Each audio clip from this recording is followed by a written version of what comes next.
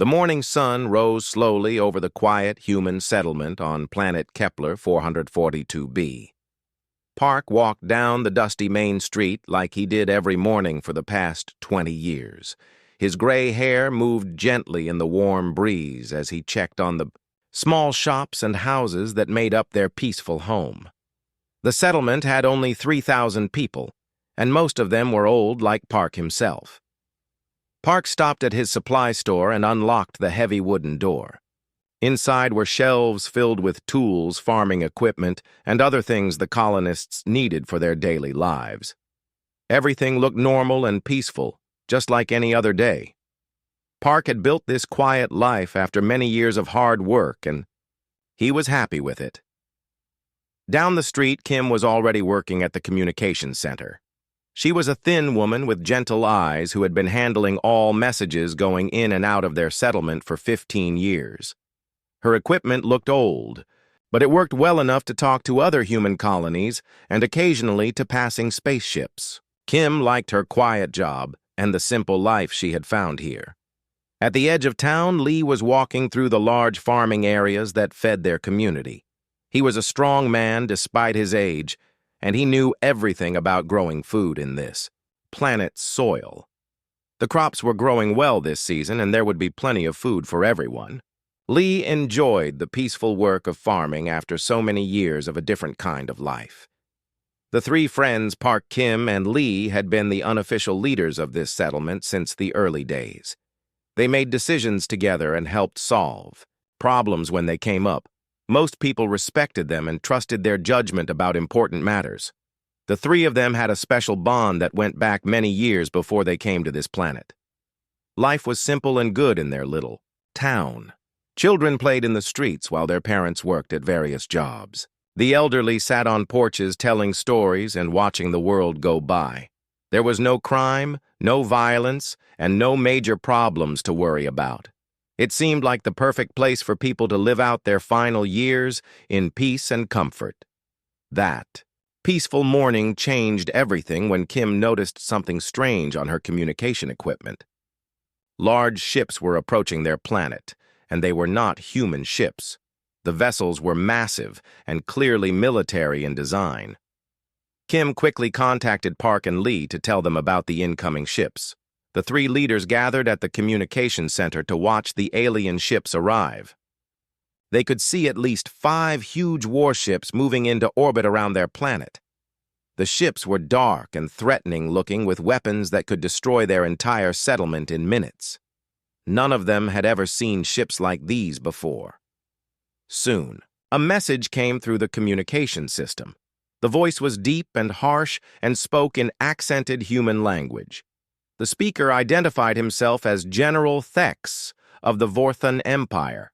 He told the humans that their planet contained valuable minerals that the Empire needed. The settlement had exactly 72 hours to evacuate completely or face the consequences. The message continued with more details that made the situation clear. The Vorthons were not asking for permission or offering to negotiate. They were simply informing the humans that they had to leave their homes forever. Mining operations would begin whether the humans were gone or not. There would be no exceptions and no delays. Park, Kim, and Lee looked at each other with expressions that seemed calm but held deeper meanings. They had hoped this day would never come, but they had always known it was possible.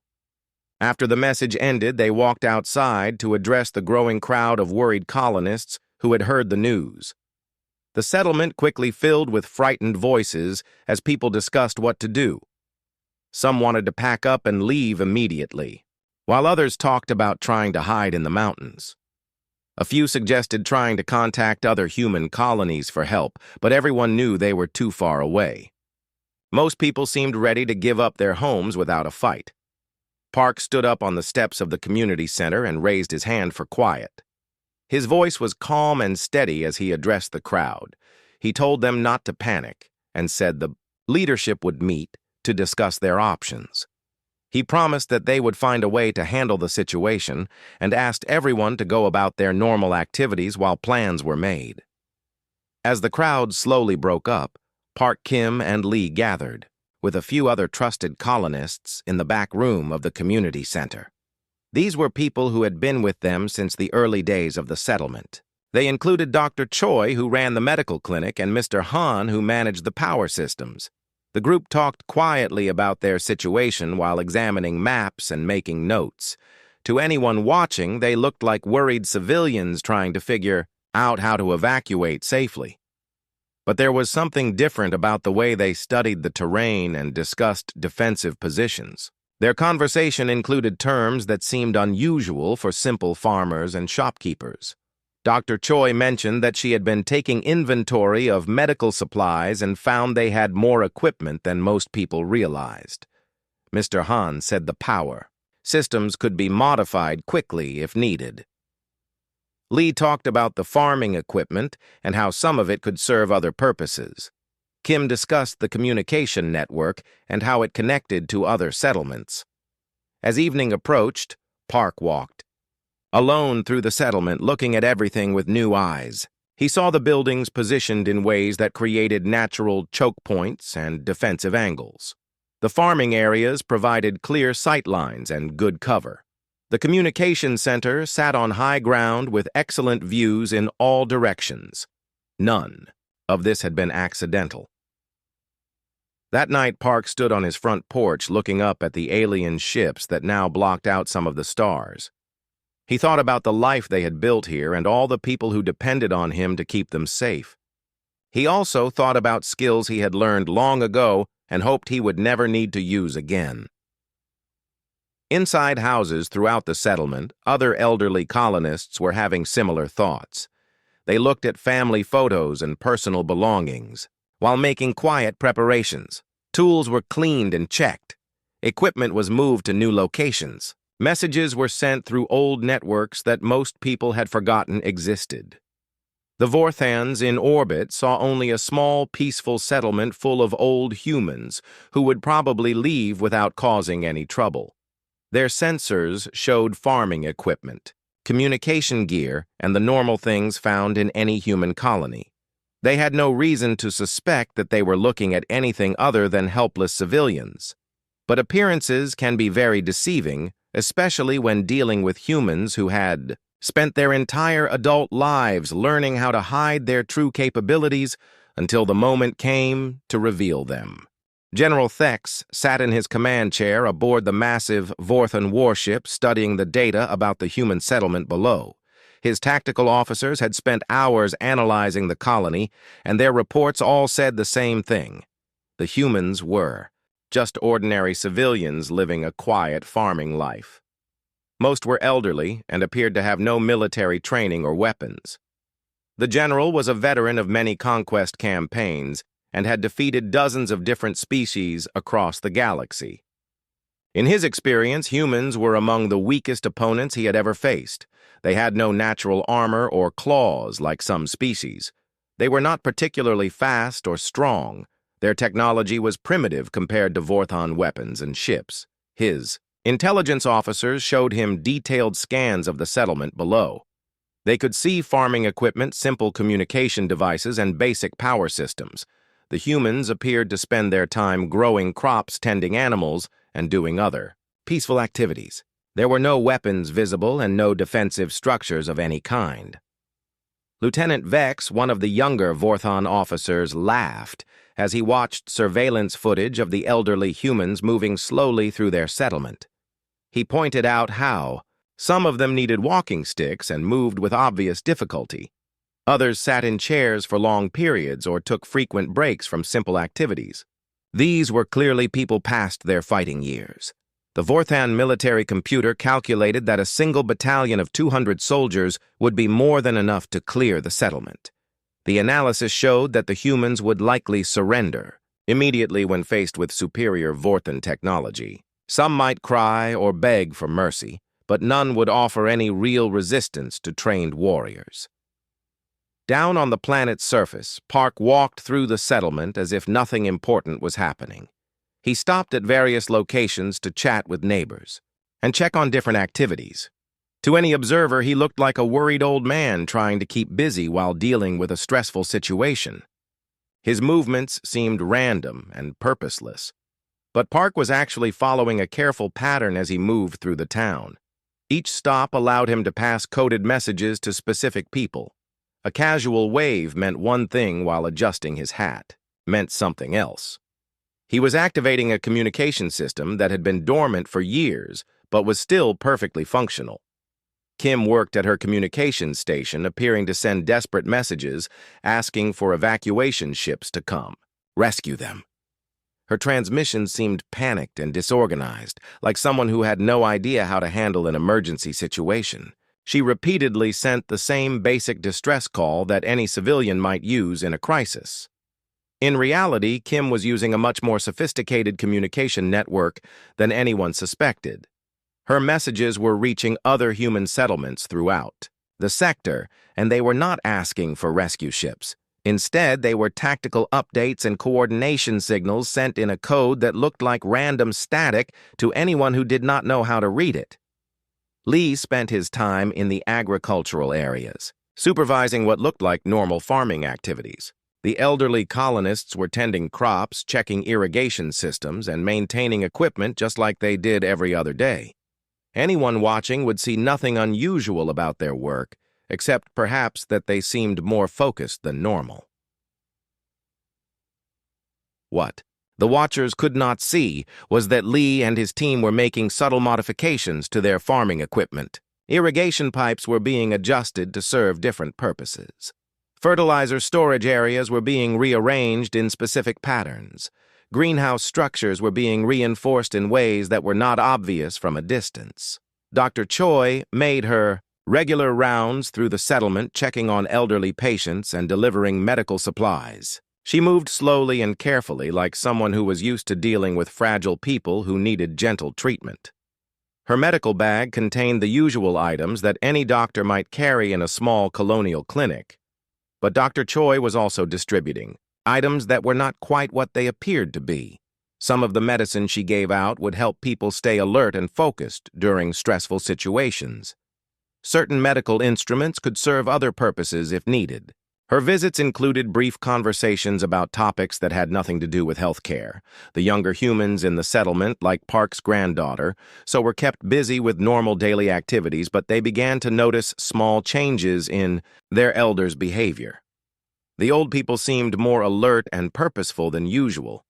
Conversations stopped when young people came near. Equipment was being moved and stored in new locations. So had grown up hearing stories about her grandfather's younger days, but she had never paid much attention to the details.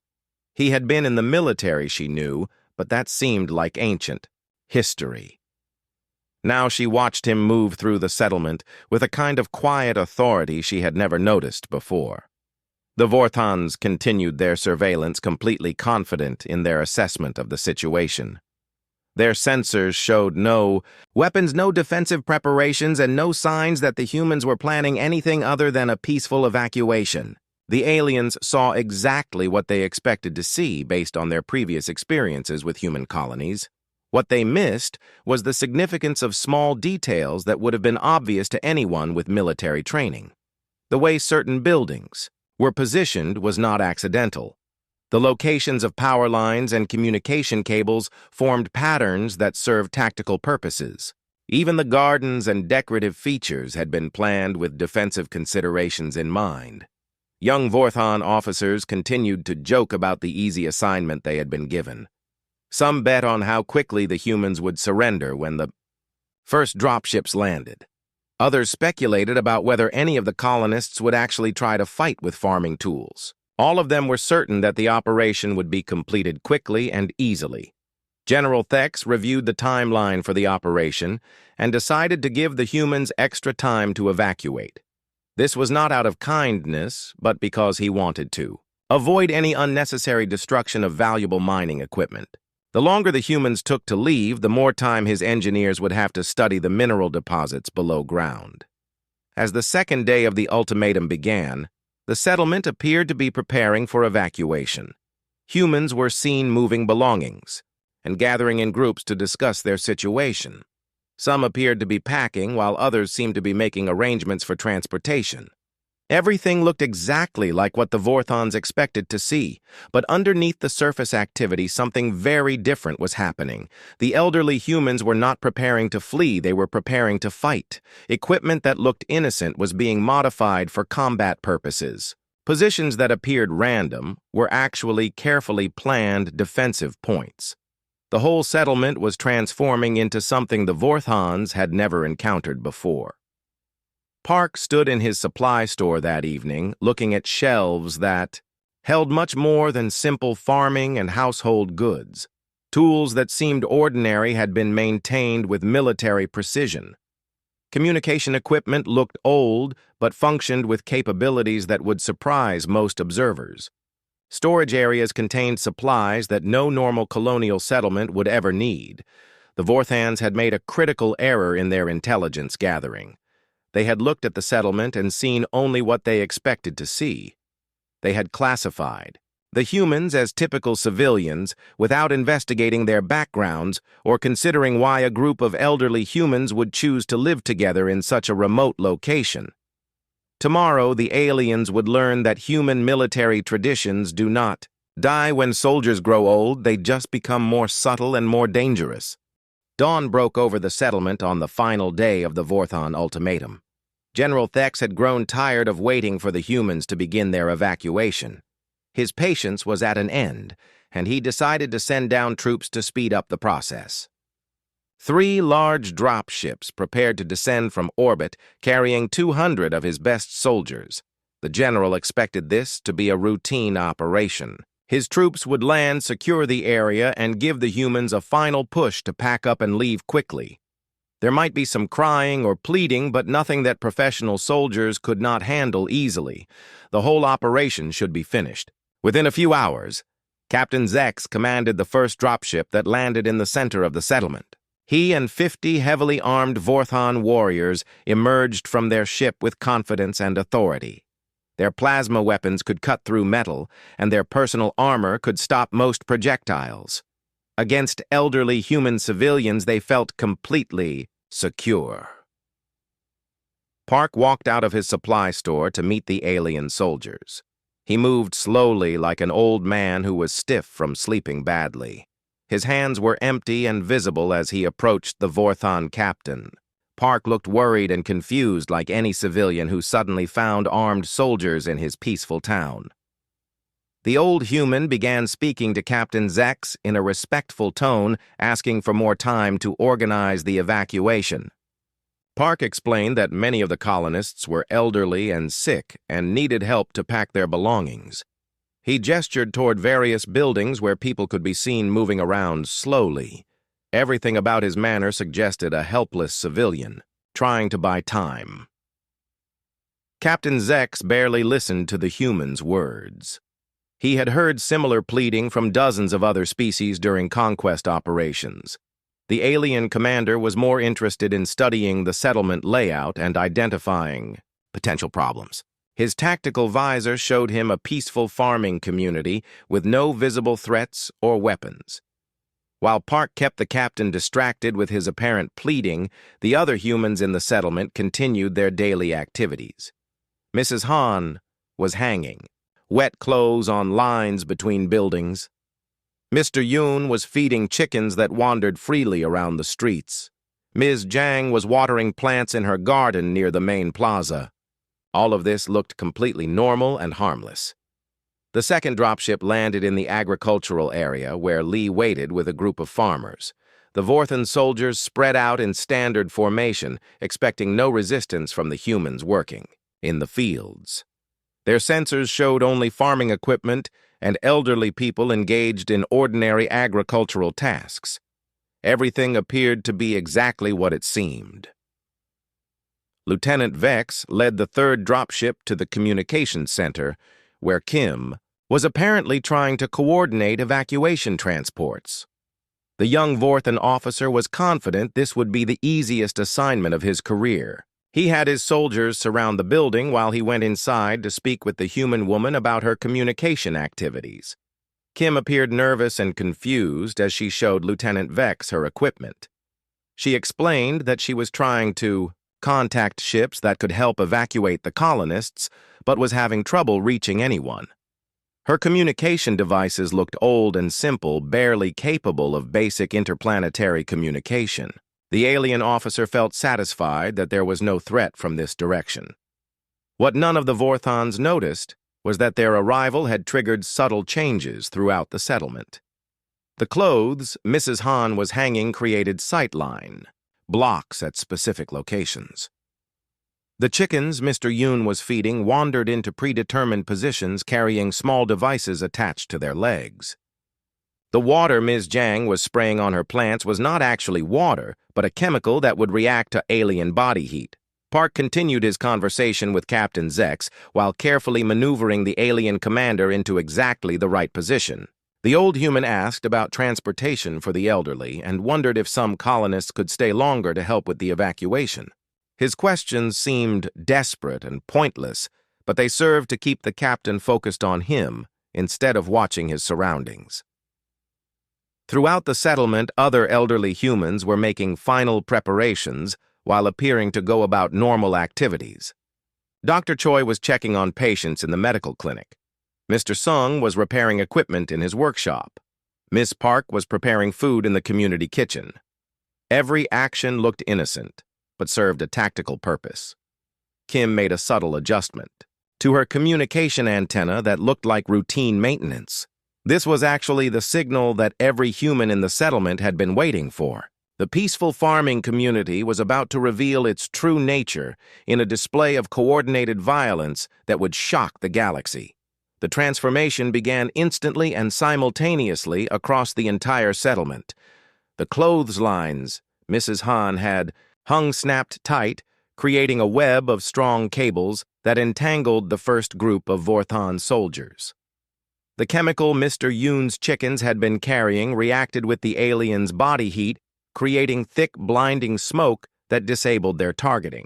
Systems Park moved with lightning speed that seemed impossible for his age. His weathered hands struck the captain with precise movements that disabled the aliens' weapon and armor systems in seconds. The helpless old civilian disappeared, replaced by a deadly warrior who had simply been hiding behind a mask of frailty and confusion. Similar scenes erupted throughout the settlement as every elderly human revealed combat skills that defied their apparent age and condition. Garden tools became weapons in expert hands. Farming equipment transformed into tactical assets. The peaceful environment turned into a carefully planned battlefield where every element favored the defenders. Lee and his farmers emerged from crop fields and greenhouse structures with modified agricultural equipment that functioned as military hardware. Irrigation systems became projectile weapons. Fertilizer storage areas became explosive traps.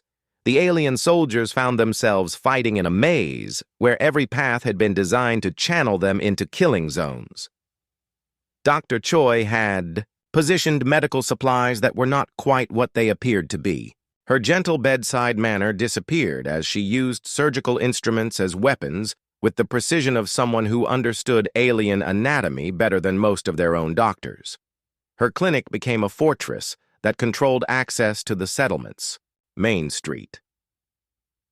The Vorthon soldiers had trained for conventional warfare against standard military units. They had never encountered an enemy that could turn a peaceful community into a lethal battlefield in seconds. Their advanced weapons and armor were designed for direct confrontation, not for fighting opponents who refused to engage in traditional combat. Kim revealed that her simple communication equipment was actually a sophisticated command and control system. She coordinated the battle from her station, directing human fighters with the efficiency of an experienced military communications specialist. Her apparent confusion disappeared, replaced by cold, professional competence. Young So watched in amazement as her grandfather and his friends demonstrated abilities she had never suspected they possessed. The gentle old people she had known all her life were revealed to be highly trained warriors who had been hiding their true skills for decades. The peaceful settlement was actually a military outpost disguised as a retirement community. The Vorthons found themselves trapped and outmaneuvered by an enemy they could not understand. These humans fought like elite soldiers while using the environment in ways no military manual had prepared the aliens for. Every building, every tool, and every piece of ground had been turned into a tactical advantage by opponents who understood warfare at a level the Vorthons had never encountered. The Vorthon soldiers had never experienced anything like what was happening to them. Their training had prepared them for battles against conventional military forces, but these human opponents were unlike any enemy they had faced before. The aliens found themselves fighting not just against skilled warriors, but against the environment itself, which seemed to work against them at every turn. Captain Zex struggled to his feet after Park's lightning attack had disabled his equipment. The alien officer could not understand how an elderly human had moved so quickly or struck with such precise knowledge of Vorthon armor weaknesses. His tactical visor was damaged and his weapon was completely useless. Around him, his soldiers were trapped in the web of cables and blinded by the strange smoke. Lee had turned the agricultural zone into a maze of death that defied all military logic. The greenhouses provided perfect cover while allowing clear sight lines for the human defenders. Crop rows became hidden pathways that let the elderly farmers move unseen while channeling the alien soldiers into prepared ambush points. Irrigation. Ditches that had seemed decorative now served as defensive trenches. The Vorthon soldiers tried to advance through the farming area, but found every step brought new dangers. Plants that looked innocent released clouds of irritating pollen when disturbed. Wooden fence posts contained hidden spikes that deployed when aliens tried to use them for cover. Even the soil itself had been prepared with devices that made movement difficult and noisy. Dr. Choi had transformed her medical clinic into a fortress that controlled the main intersection of the settlement. Her years of studying alien anatomy now served a different purpose as she used surgical knowledge to disable Vorthon soldiers with minimal effort. The medical supplies she had distributed earlier revealed their true nature as combat equipment disguised as healthcare items. Lieutenant Vex and his troops found themselves trapped inside the communications center with Kim. What had appeared to be a simple building filled with outdated equipment was actually a sophisticated command bunker. The walls were reinforced beyond what any civilian structure required, and the communication gear was far more advanced than it had appeared during their initial inspection. Kim worked at her control station with calm efficiency, directing the battle throughout the settlement. She knew the position and status of every human fighter and could coordinate their movements with precision that amazed the trapped Vorthon soldiers. Her simple civilian communication setup was revealed to be military hardware that could intercept and jam alien transmissions. Throughout the settlement, elderly humans moved with purpose and skill that contradicted their apparent age and physical condition. Men and women who had seemed frail and slow now demonstrated combat abilities that surpassed many professional soldiers. Their movements were economical and precise, wasting no energy while achieving maximum effect against their enemies. The Vorthons tried to call for support from their ships in orbit, but discovered that their communications were being blocked by equipment they had dismissed as primitive civilian technology. Their weapons, which had seemed overwhelmingly superior to anything the humans possessed, were proving less effective than expected against opponents who understood exactly how they functioned. Park moved through the settlement coordinating defensive positions with the authority and expertise of a natural leader. His supply store had been revealed as a hidden armory containing equipment that no civilian community should have possessed. Tools and supplies that had looked innocent were actually military hardware maintained in perfect condition despite their age. The settlement layout, which had appeared random to Vorthon intelligence, now revealed its true purpose as a carefully designed defensive network. Streets that seemed to lead nowhere became perfect ambush points. Buildings positioned apparently at random provided overlapping fields of fire that created interlocking zones of control.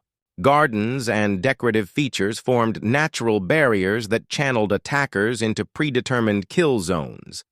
Mr. Han had taken control of the power systems and was using them to create additional tactical advantages for the human defenders. Lights went out in areas where the aliens needed visibility while staying on where the humans were operating. Electronic systems that the Vorthons depended on began malfunctioning due to subtle power fluctuations that seemed like equipment failures. The younger humans, like so, were assigned to support roles, but they could see the incredible transformation taking place around them. Their elderly relatives had revealed skills and knowledge that had been completely hidden during years of peaceful community life. The settlement they had known as a quiet retirement community was actually a military installation disguised as a civilian colony. General Thex received increasingly desperate reports from his ground forces, but could not understand what was happening. His tactical computers kept analyzing the data and concluding that there must be errors in the information being transmitted. Elderly human civilians could not possibly be defeating his elite soldiers using farming equipment and improvised weapons. The Vorthon Empire had built its reputation on swift, overwhelming victories against opponents who fought conventional battles. Their military doctrine assumed that superior technology and training would always prevail against less advanced enemies. They had never encountered opponents who refused to fight according to established rules and instead used creativity and experience to overcome technological disadvantages.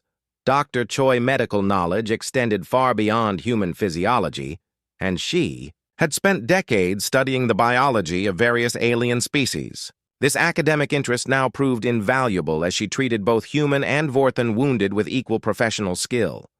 Her medical ethics remained intact even as she fought to defend her community. The battle had evolved into a siege situation, but not the kind the Vorthons had planned. Instead of containing the humans within their settlement, the alien forces found themselves trapped and isolated from their dropships. Park and his fellow veterans had systematically cut off all Vorthon escape routes using their intimate knowledge of the terrain and tactical situation. Lee directed agricultural workers who revealed themselves to be expert in demolitions and engineering.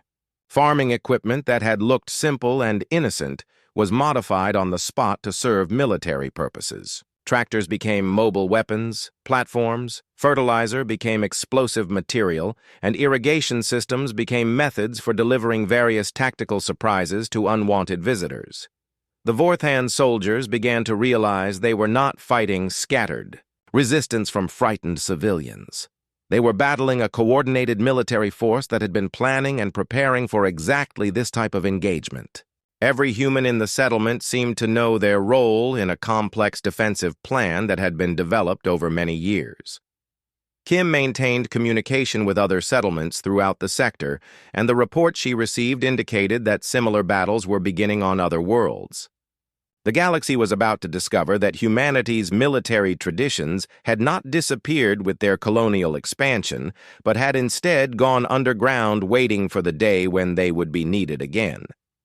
As night fell over the battlefield, the surviving Vorthon soldiers found themselves surrounded and outnumbered by an enemy that seemed to anticipate their every move.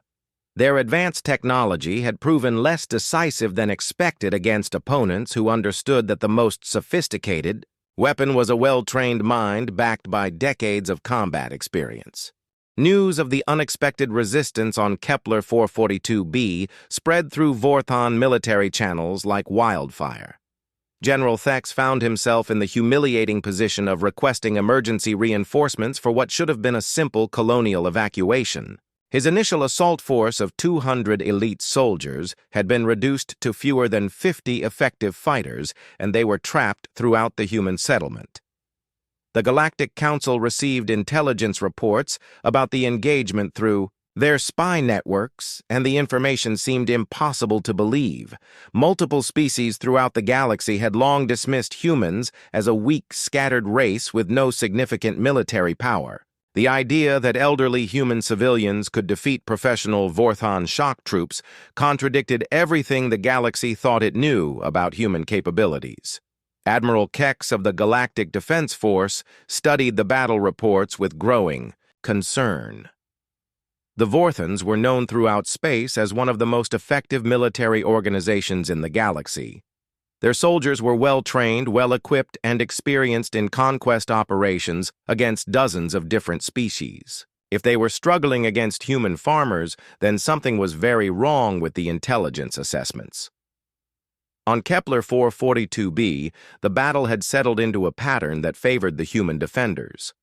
Park and his fellow veterans had created a siege situation where the surviving Vorthon forces were isolated in small groups throughout the settlement. The aliens held defensive positions, but they could not move freely or communicate effectively with each other or their ships in orbit. Kim expanded her communication network beyond the local settlement and began coordinating with other human colonies throughout the sector. Her messages were disguised as routine civilian communications, but they actually contained detailed tactical information and strategic updates. What the galaxy discovered was that these were not random farming communities scattered across space. The response from other human settlements was immediate and coordinated. Similar colonies on 17 different worlds began reporting unusual activities to their local alien authorities. Groups of elderly humans were seen gathering for community meetings, moving equipment, and testing communication systems. What looked like normal civilian activities was actually a military network activating across multiple star systems. Dr. Choi continued treating wounded soldiers from both sides with professional medical care that impressed even her enemies. The Vortan prisoners she had captured were amazed to discover that this elderly human woman understood their physiology and medical needs better than many of their own field doctors. Her knowledge came from decades of studying alien biology that had seemed like academic curiosity. So, and the other younger humans were learning firsthand about their heritage and the true nature of their community. The quiet settlement they had, known all their lives, was revealed to be something far more complex and dangerous. Their elderly relatives possessed skills and knowledge that had been carefully hidden for decades while they lived peaceful civilian lives. General Thex made the difficult decision to deploy additional forces to save his reputation and the Empire's credibility. 3 full regiments, totaling over 3,000 Vorthon warriors, were ordered to Kepler 442b to crush what military analysts still insisted was insignificant civilian resistance. The deployment was so large that it attracted attention from intelligence agencies throughout the galaxy. The human defenders monitored the incoming reinforcements through captured Vorthan communication equipment. Park and the other settlement leaders had expected this escalation, and their defensive plans had been designed to handle much larger enemy forces. They wanted the galaxy to witness what happened when humanity was pushed beyond its limits of patience. Intelligence services across known space began sharing information about human settlements, and the pattern that emerged was disturbing to many alien governments. These colonies were not random groups of refugees or peaceful farmers. They were strategically positioned retirement communities for former military personnel who had maintained their skills and equipment while living quiet civilian lives. The Terran Colonial Authority finally revealed information that had been classified for decades. The human settlements throughout the sector were inhabited by veterans of Earth's Green Beret Special Forces units. These were not ordinary soldiers, but elite warriors trained in unconventional warfare survival tactics and the ability to turn any environment into a battlefield using minimal resources. Captain Yule of Galactic Intelligence studied the new information with growing alarm. The scattered human colonies that had seemed weak and defenseless were actually a distributed military network that spanned multiple sectors. Each settlement contained highly trained veterans who had been living peacefully but were ready to fight if threatened. Lee coordinated with agricultural specialists on other worlds who were revealing similar capabilities. Farming communities across human space were demonstrating that their peaceful activities had been covers for maintaining military readiness. Equipment that looked innocent had been carefully maintained and modified for combat purposes over many years. The Galactic Stock Exchange began showing unusual activity as traders realized the implications of the new information about human military capabilities. Species that had been planning to expand into human territory suddenly found their colonization projects looking much more dangerous and expensive than originally calculated. Kim received reports from similar communication centers on other human worlds, and the information painted a picture that shocked alien intelligence analysts. The human diaspora had not been a desperate flight from a dying world, but a carefully planned strategic deployment.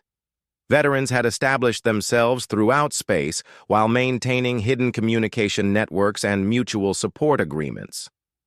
Ambassador Toll of the Rigelian Empire demanded an emergency session of the Galactic Council to address what was being called the human question.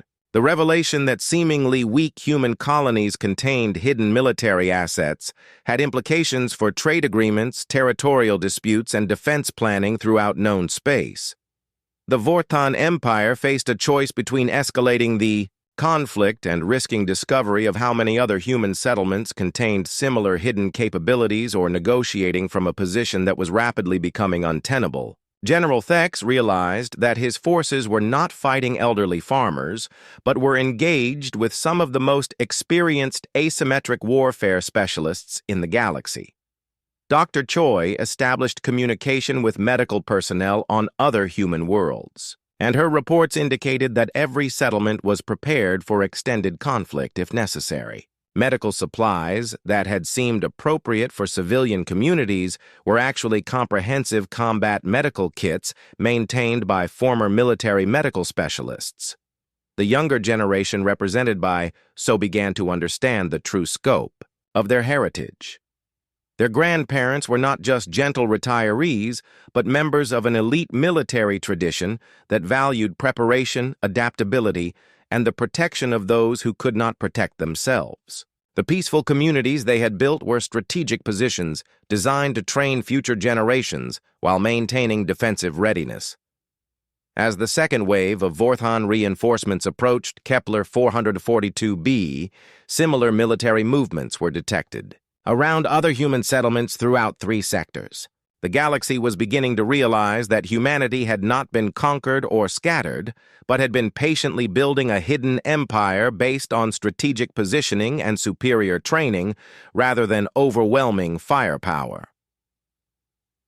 General Thex prepared for what he hoped would be the final assault against the human settlement, but intelligence reports indicated that he was no longer fighting an isolated group of colonists. The battle for Kepler 442b had become a test case that would determine how the galaxy would interact with humanity for generations to come. The Galactic Council convened an emergency session as reports flooded in from across 3 sectors. What had begun as a minor colonial dispute was rapidly expanding into something no one had anticipated. 17 human settlements were now engaged, in active resistance against various alien military forces, and every engagement was following the same impossible pattern: elderly civilian humans defeating professional military units. General Thex's reinforcements landed on Kepler 442b to discover a battlefield unlike anything in Vorthon military history. His original assault force had been completely neutralized, not through superior firepower, but through tactics that seemed to anticipate every move the aliens made. The human settlement had transformed into a fortress that used every aspect of its civilian appearance as a weapon. The truth about humanity's military heritage finally emerged as intelligence agencies across the galaxy began sharing information. These weren't random human colonies. They were strategically placed retirement communities for Earth's most elite military units. The Green Berets had been humanity's premier special forces organization, trained in unconventional warfare, survival, and the art of turning any environment into a battlefield. Park stood in the settlement's central plaza, now scarred by battle, but still holding strong.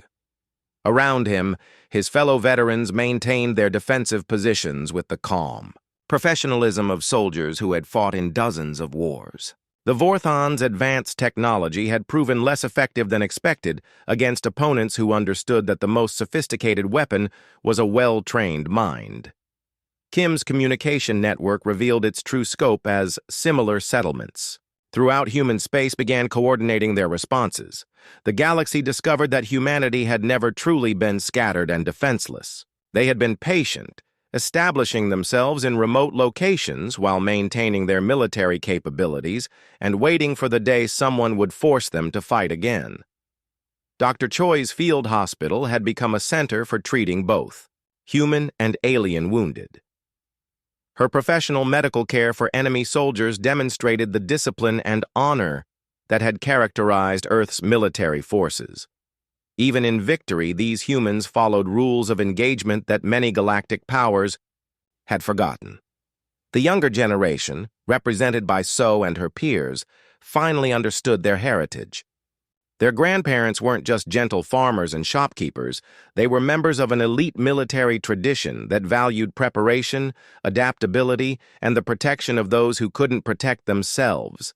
The peaceful communities they had built were never meant to be permanent retreats from conflict, but rather strategic positions where experienced warriors could train the next generation. As news of the human resistance spread throughout the galaxy, other species began to reconsider their assumptions about humanity. The scattered, apparently weak human colonies were revealed to be a distributed military network that had been hiding in plain sight for decades. Earth's children hadn't fled into space as refugees. They had established a strategic presence that spanned multiple sectors. The Vorthan Empire faced a choice: escalate the conflict and risk discovering how many other civilian human settlements contained hidden military assets, or negotiate from a position that was rapidly becoming untenable. General Thex realized that his forces weren't fighting elderly farmers. They were battling the most experienced asymmetric warfare specialists in the galaxy, soldiers who had spent decades perfecting their craft. The Galactic Council's emergency session concluded with a new understanding of humanity's place in galactic politics. The species that had been dismissed as weak and scattered was revealed to have one of the most sophisticated military networks in known space.